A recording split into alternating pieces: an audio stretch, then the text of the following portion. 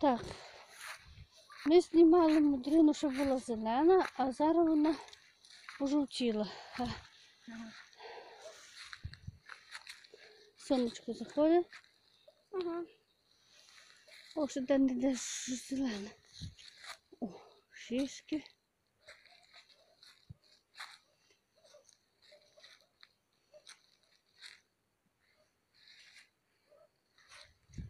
Цікаво.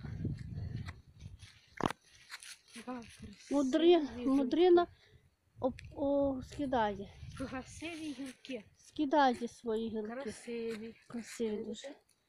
А ялина? Що сипеться? Ну, А дивися, а ялинка не скидає. Дві шишки. А то треба в день знімати. Ми ще знімемо. На нині вистачить. Ялиночки які. О, а мудрина жовта. Вже голки свої скидай. А сосна ялинка ні. Коротше, ми ще знімемо колись в день. Добре. Бувайте здорові, приємного перегляду. Па-па. На все добре. Все буде добре. Ялиночки. Прийшли ми до ялиночки.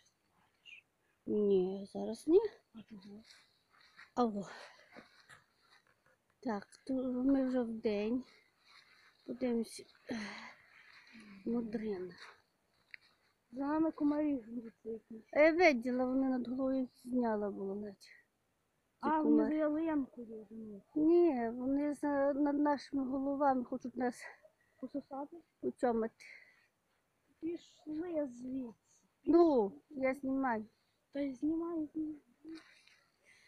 Шишки які.